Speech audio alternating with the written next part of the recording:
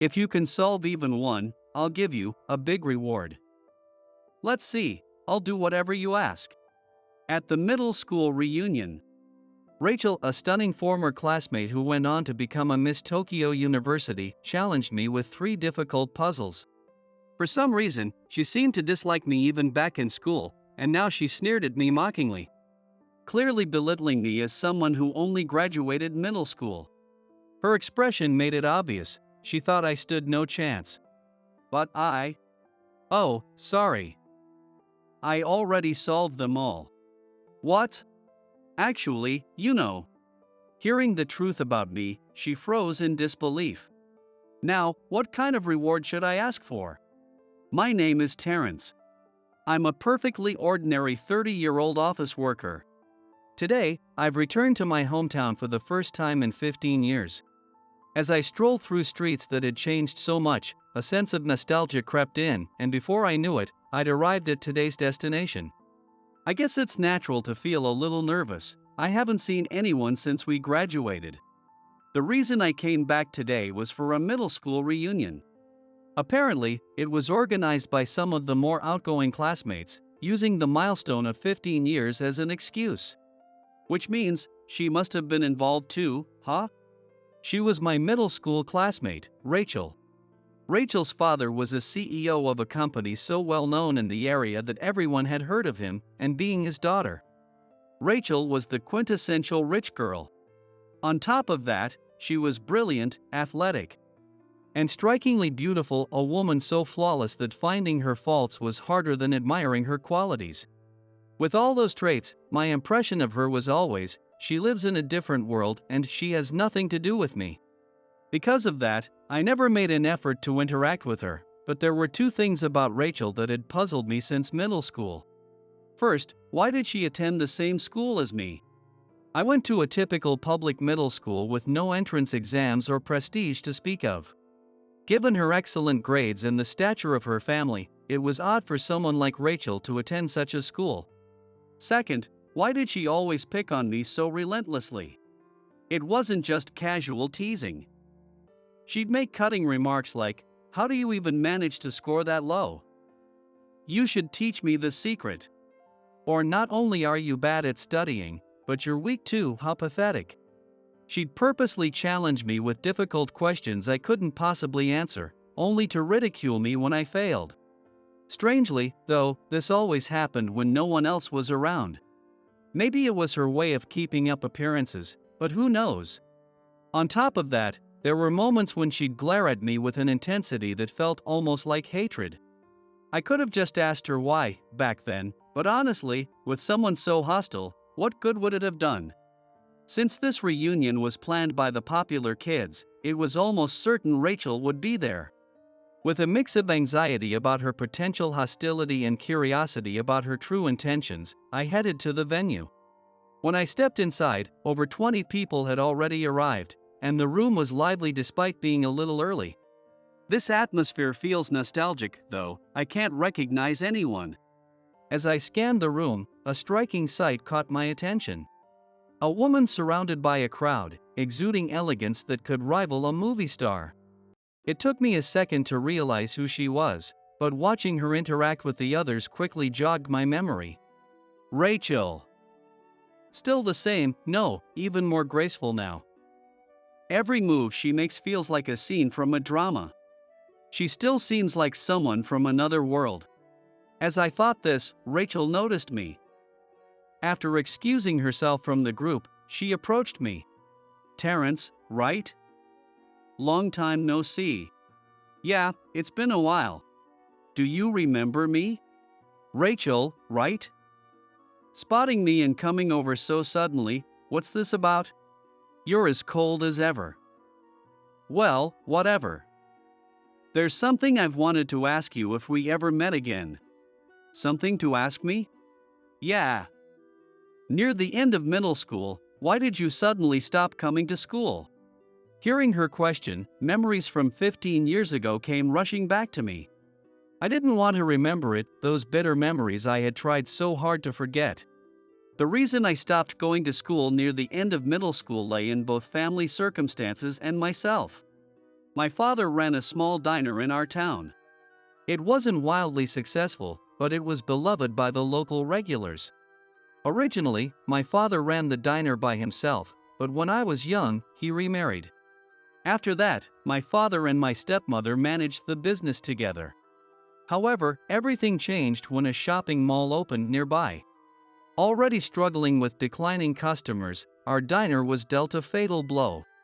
By the time I was in the third year of middle school, my parents decided to close the diner and move back to the countryside to help my grandparents with farming. My father explained that the mall's presence had made it impossible to keep the business afloat. But a few days after they decided to close the diner, I overheard a conversation between my parents that revealed the real reason. "Hey, are you sure about closing the diner? We still have loyal customers." "Yeah, I wish we didn't have to close. There are people who love our food." "Then why?" "But it's true that we're losing business. That mall will only get bigger, and when it does, we'll lose even more customers. Keeping the diner open just isn't realistic anymore. And besides, there's Terrence to think about." "You're right. His episodes have been more frequent lately. I'd had a chronic condition since I was a kid. That said, it wasn't anything serious enough to require hospitalization.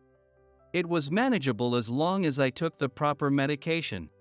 But by the time I reached my third year of middle school, my symptoms had worsened, and I started missing school frequently. That's why moving to a more rural environment will be better. There's a good doctor there, too.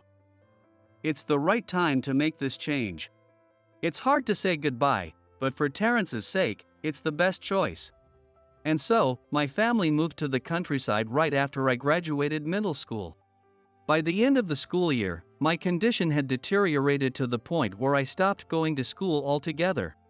It hit me hard when I realized I was the reason they had to close the diner. The guilt was unbearable. I couldn't bring myself to say anything to my parents, so I just cried under the covers, silently apologizing to them over and over. Because of my condition, I didn't go on to high school. I also had a younger brother. At the time, he was only in his first year of middle school.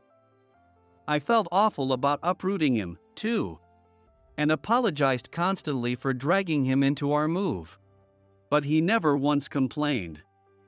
In fact, he went out of his way to help our parents with their work on his days off. Eventually, my brother started his own agricultural business to support the family, and now that my condition has mostly cleared up, I work there as one of his employees. That's why these memories aren't ones I like revisiting. After all the trouble I caused, I'd rather not dwell on this. I'll just dodge the question. Well, it was a mix of personal reasons. Nothing worth sharing, really. Huh, I see. I thought maybe you ran off somewhere to avoid me. So, which high school did you go to? I didn't go to high school. Oh, really? Talking to me when no one else is around and barely reacting to what I say, some things never change, even after 15 years. To be honest, I didn't think you'd show up to the reunion, so in a way, I got lucky. What do you mean? I'm glad we got to meet again. Oh, looks like my friends are calling me. See you later. With a cold glance, Rachel briskly walked away after saying that. Glad we got to meet again? Her expression doesn't match her words. And she keeps asking me all these questions. What's she really thinking? Although Rachel's behavior bothered me, I decided it wasn't worth overthinking and chose to focus on enjoying the reunion. Fortunately, a few friends I was close to back in middle school were there, so I didn't have to spend the event as a lonely outcast. As we reminisced about old times, the conversation inevitably turned to Rachel. Apparently, she went to a prestigious high school, then got into the University of Tokyo, or she even became Miss Tokyo University. Well, she was always smart, and her looks were never in question, so that's not really surprising. What is surprising, though, is how little her attitude toward me has changed. Not wanting to ruin the mood, I played along and nodded politely as they talked about her. After about 15 minutes of reminiscing about middle school stories, the group temporarily disbanded, and Rachel approached me again. "Hey, can you solve this?" With that, Rachel handed me 3 sheets of paper. Each one had some sort of problem written in English, German, and French. Here we go again. I thought she'd grown out of this childish behavior. Back in middle school, she pulled stunts like this countless times. I couldn't tell if she was drunk on her own academic success or if she just enjoyed looking down on people less capable than herself, but every time, she'd challenge me with problems designed to be unsolvable for me. If I struggled or failed to solve them, the pattern was always the same: she'd mock and belittle me. As another unpleasant memory from those days flashed through my mind, Rachel smirked and spoke. "If you solve even one, I'll do whatever you want. Heck, I'll even give myself to you as a reward." Ridiculous, her condescending attitude is way too obvious, I thought, letting out a sigh. Seeing that, Rachel's expression grew even more pleased. "Well, too hard for you to solve?" "No, I've already solved them all." "What?" "The answer to the English problem is 48 kilometers per hour, the German one is 1%, and the French one is the 25th page." "What? How?" "Don't get so flustered. Let me explain it all for you." The problem written in English described a boy driving a car from his house to a neighboring town and back. He traveled at a speed of 40 kilometers per hour on the way there and 60 kilometers per hour on the way back. The question was to calculate the average speed of the entire trip. You probably thought I'd just take 40 plus 60 divided by 2 and say the answer is 50 kilometers per hour, didn't you? But the calculation is straightforward. Since we don't know the exact distance, let's assume the shortest common denominator, 120 kilometers, as the distance to the town. On the way there, it takes 120 divided by 40 is equal to 3 hours. On the way back, it's 120 divided by 60 is equal to 2 hours. Now we have enough information. The total distance is 240 kilometers, and the total time is 5 hours. Divide the distance by the time, and you get 48 kilometers per hour. Next up, the German problem. Another trick question, right? The problem written in German was a probability question. It described a virus that infects 1 in 10,000 people, and a test that can detect the virus with 99% accuracy. The question was, if the test result indicates that someone is infected, what is the actual probability that they are indeed infected? This one's designed to make you think the answer is 99%, right? I could already picture you mocking me if I'd said that. You just need to think in concrete numbers. Let's assume a population of 1 million. If 1 in 10,000 people is infected, that means there are 100 infected individuals in this population. With the test being 99% accurate, 99 out of those 100 infected people will correctly test positive, while 1 will incorrectly test negative. The same logic applies in reverse.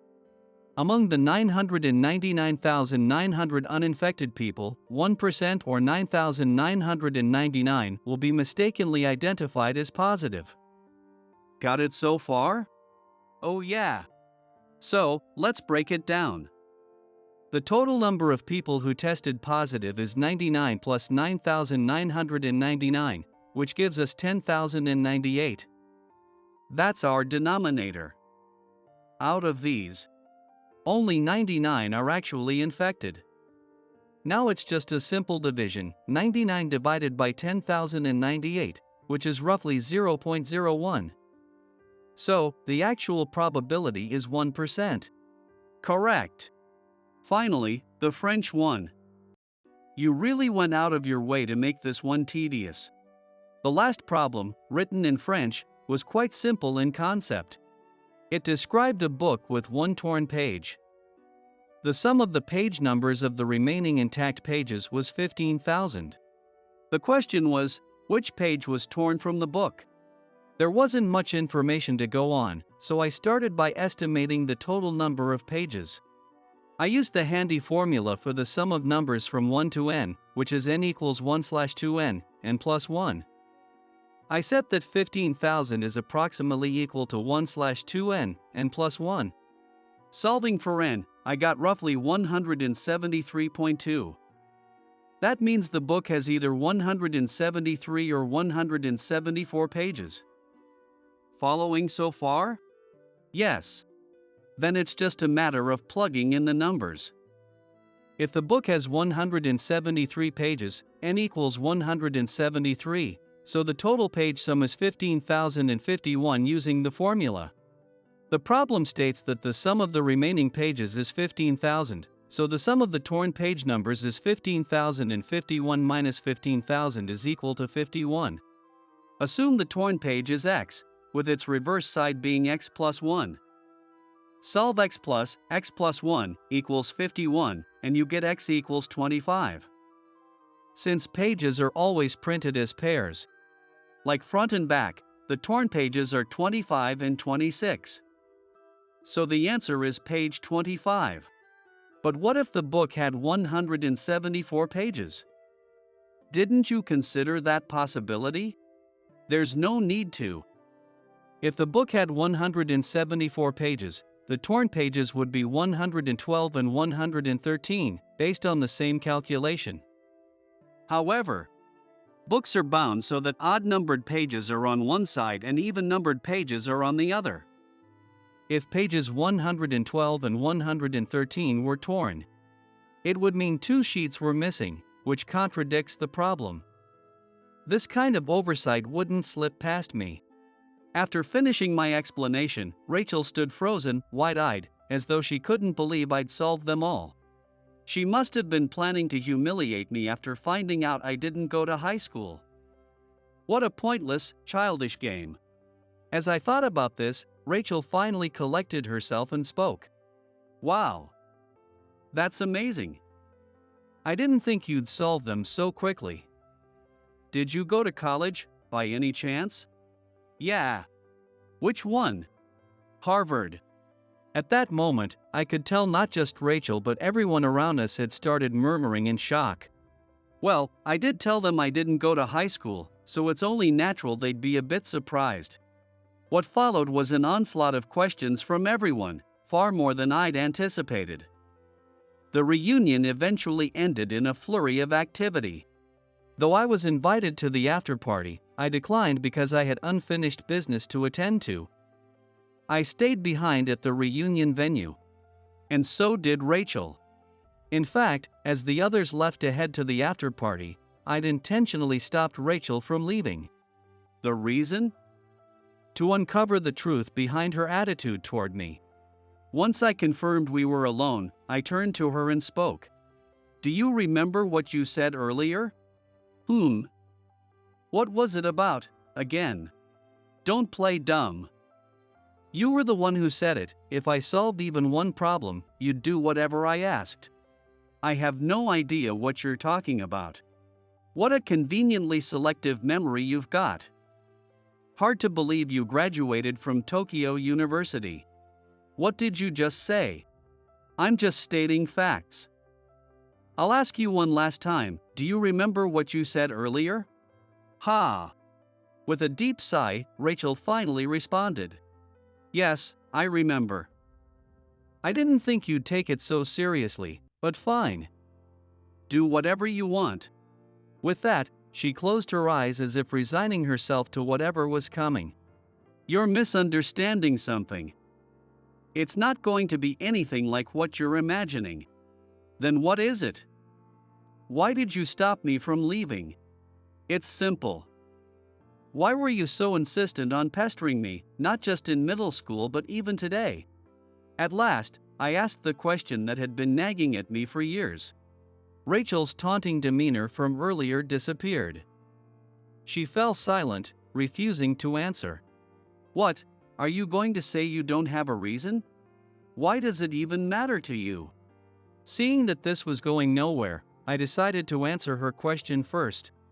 I explained why I'd stopped attending school, family circumstances, and the worsening of my chronic condition, and how the exacerbation of that condition was linked to harassment I'd experienced at school. Thanks to you constantly picking on me in middle school, one of your so-called admirers among the upperclassmen decided to target me. That's when the daily harassment began. I continued my story. I explained how the harassment escalated day by day. On top of that, Rachel's persistent pestering wore me down mentally, little by little. Combined with the worsening of my chronic condition, I eventually reached the point where I couldn't bring myself to go to school anymore.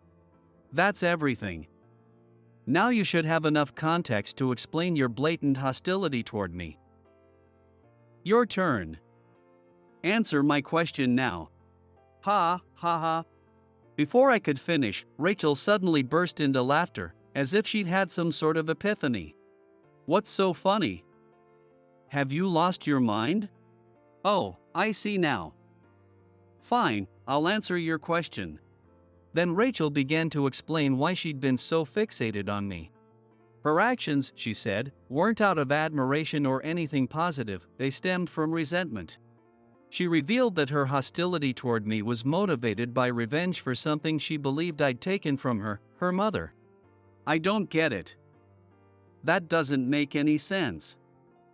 I've never done anything like that. Shut up and listen. Rachel continued her story.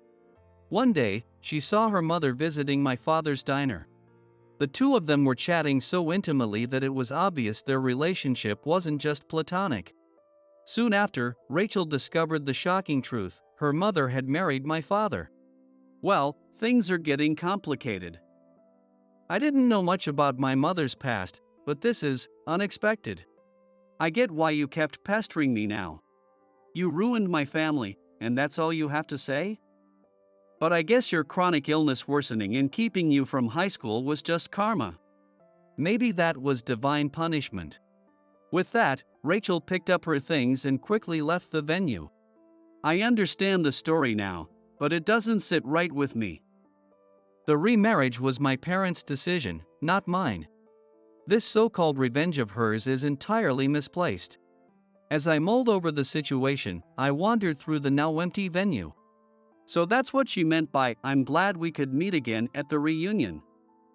Seems I'd been harboring resentment without even knowing it. And her saying I ruined her family?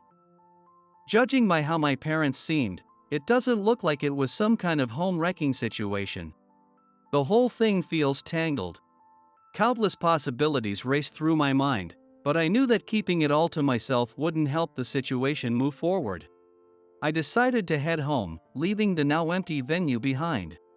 The sun had long set, and the lonely sound of cicadas echoed through the night as I made my way back. When I got home, I thought it was the perfect opportunity to talk to my parents about what Rachel had told me. So, that's the story. Seems like I've been on the receiving end of some misplaced resentment. That girl. I'm so sorry, sweetheart. I should have noticed something was wrong. It's not your fault, Mom. Nobody could have anticipated something like this. It's partly my fault too. I should have paid closer attention. I'm sorry. No need to apologize.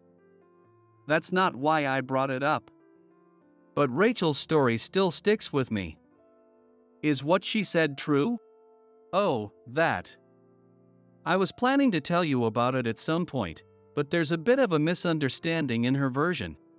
Yes, there's more to it. A misunderstanding? Yeah, let me explain. My parents then told me the truth. After hearing their side of the story, I laid back on the floor, staring at the ceiling. I guess I need to let Rachel know, don't I? I had a feeling this might lead to more trouble, but I couldn't just keep it to myself.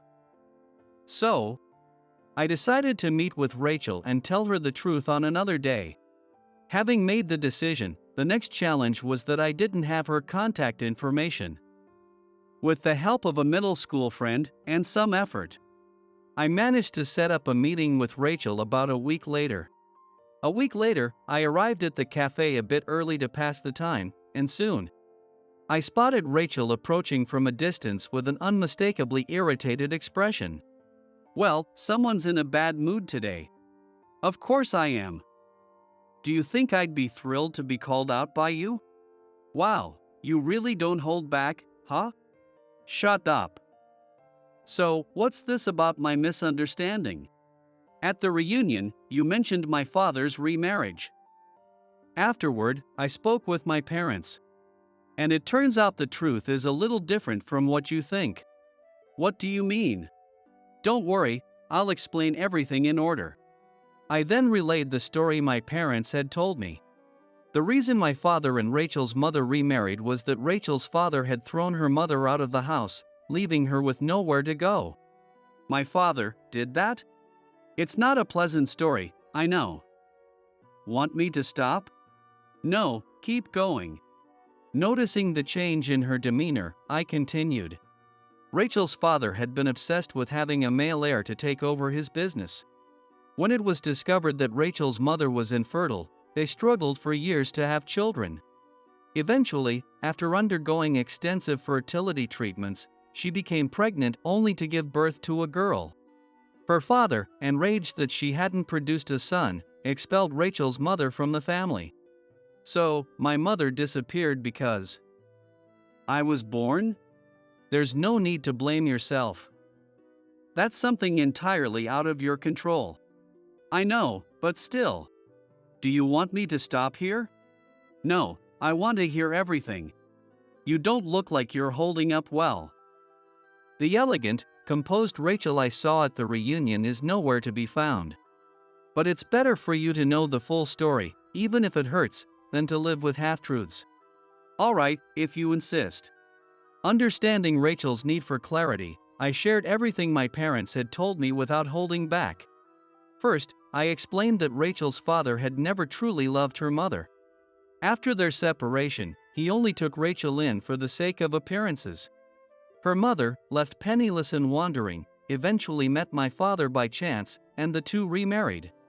Ironically, after their remarriage, they had a son and my younger brother, and their life has continued since then. That's it. As harsh as it is, that's the truth. That can't be true. Rachel, still unable to fully process the truth, showed visible signs of distress. Of course, hearing this would be a shock. Anyone would be shaken to their core. If I were in her shoes, I might have passed out on the spot. I thought.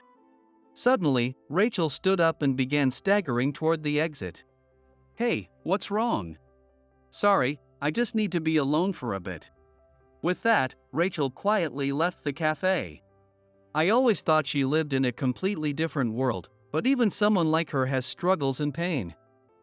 It's obvious when you think about it. But still. Maybe the way she acted toward me in middle school was her way of avoiding the reality. Would things have been different if I'd talked to her properly back then? Not that it matters now. After reflecting for a moment, I finished my coffee and left the cafe. I wandered the neighborhood for a while, but I couldn't shake the image of Rachel's face after hearing the truth. I thought telling her the truth would give me some closure, but it just left a bad taste in my mouth. Unable to bring myself to return home that night, I decided to stay at a nearby hotel. After checking in at the front desk and entering my room, I noticed a message on my phone. To my surprise, it was from Rachel. The message said she had something she wanted to talk about and asked if we could meet somewhere soon. She didn't specify what she wanted to talk about. Maybe she's planning to get back at me? Judging by the tone, though, it seems like she's sorted through her thoughts a bit. Either way, I've got no reason not to go. Curious about what she wanted to discuss, I arranged to meet Rachel again 2 days later. When the day came, I arrived early once more. Relaxing with a cup of coffee, I noticed Rachel walking toward me from the entrance, looking slightly awkward and uneasy. She's really wearing her emotions on her sleeve again. Was she always this easy to read? I wondered. As soon as Rachel sat down, she bowed her head deeply toward me. I'm so sorry for all the terrible things I've done to you. Whoa, where's this coming from all of a sudden? After our last talk, I couldn't fully accept what you told me. Honestly, I thought it might be a lie. But after doing my own research, I found out everything you said was true. Of course it's true. I wouldn't make up something like that. I'm truly sorry. I treated you so horribly, all because of my own selfish assumptions. Well, yeah, but if you're apologizing sincerely now, that's enough for me. We're taught in elementary school that when we do something wrong, we say sorry. Hearing that from you is enough. I'm not going to hold it against you anymore. You're really such a good person. After all the awful things I've done to you, that's in the past now. More importantly, what are you going to do from here? Now that you know the truth, are you still planning to stay in that house?